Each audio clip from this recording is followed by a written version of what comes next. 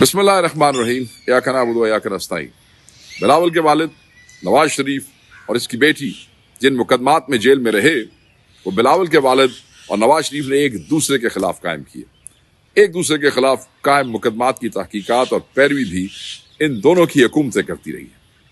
इन दोनों पर आलमी मीडिया ने अलहदा से तहकीकात की है और तफसीली दस्तावेजी फिल्में और रिपोर्ट शाया की है, जो आज भी रिकॉर्ड पे मौजूद है। बहुत सी डॉक्यूमेंट्रीज हैं जो आपको ऑनलाइन अवेलेबल हैं, बहुत से टॉक शोज हैं, माजी की अखबारें उठा लें। अपनी तहकीकात के नतीजे में इंटरनेशनल मीडिया ने जरदारी को मिस्टर 10% का खिताब दिया, जबकि नवाज शरीफ का बड़े आजमों तक फैला मनी लॉन्ड्रिंग नेटवर्क भी बेनकाब किया। वो भी ऑन रिकॉर्ड है, डॉक्यूमेंट्रीज मौजूद है, टॉक शोज हैं, अखबारें हैं, आप उसको सर्च कर सकते हैं। बहुत से मीडिया हाउसेज ने चलाया। अपने लोगों को लूट कर नाजायज तरीके से बैरून मुल्क महफूज पनाहगाहों में दौलत छुपाने की कोई कहानी ऐसी नहीं जिसमें मीडिया ने इन दोनों का नाम न लिया हो। पानामा लीक्स ने 2016 में नवाज शरीफ और इसकी बेटी के इस मनी लॉन्ड्रिंग के नेटवर्क पर मोहर तस्दीक जब्त की, जिसकी कहानियां इंटरनेशनल मीडिया आजाद तहकीकात की सूरत में दुनिया को बरसों से सुना रहा था। ये भी कोई पाकिस्तान से नहीं बल्कि दुनिया ने इसको आपके सामने जो है वो बेनकाब किया। तोशाखाना की गाड़ियों की चोरी से लेके मनी लॉन्ड्रिंग तक हर जुर्म इन दोनों पर साबित है और रिपोर्टेड है। अपने घिनौने जराइम को ये दोनों सियासत के लिबादे में छुपाते और सियासत को लूट मार और करप्शन का धंधा चलाने के लिए एक शील्ड के तौर पे इस्तेमाल करते हैं। एक दूसरे के मुकदमात को इन्होंने सियासी लेन देन के लिए इस्तेमाल किया और पंजाब और सिंध को आपस में बांट कर मरकज में बारी बारी हुकूमतें बनाने के लिए आपस में एक मिसाक जमहूरियत नामी मुकमुकाबी किया।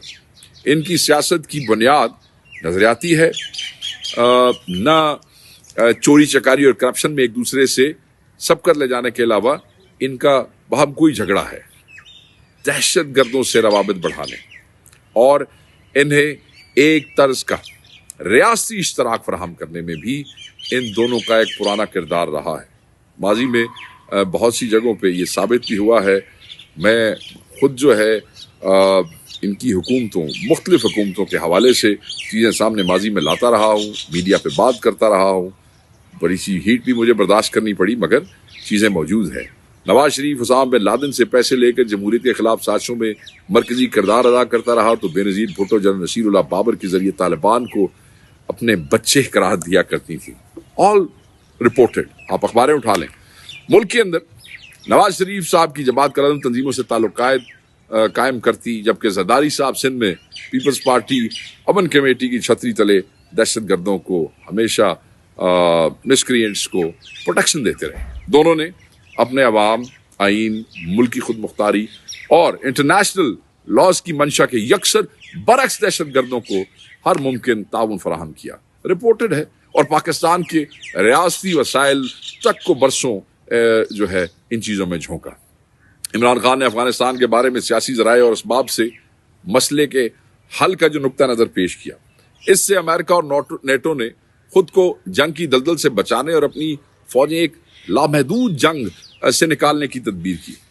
इनके सियासी अहदाफ में मुकामी और आलमी दहशत गर्दों के तदारुक को कोई संजीदा मुकाम हासिल नहीं, बल्कि ये लोग इस एजेंडे को अहले मगरिब की आंख में धूल झोंक रहे और मुकामी सतह पर अवामी मंशा के बरक्स इक़्तिदार के हुसूल के लिए बारगेनिंग चिप के तौर पर इस्तेमाल करते हैं। इंटरनेशनल मीडिया और ज़राए अब्लाग को माजी और हाल के मारूजी जायजे और रिकॉर्ड की पड़ताल की रोशनी में इनके झूठे नैरेटिव्स, बयानियों की हकीकत खोजने की हम दावत देते हैं।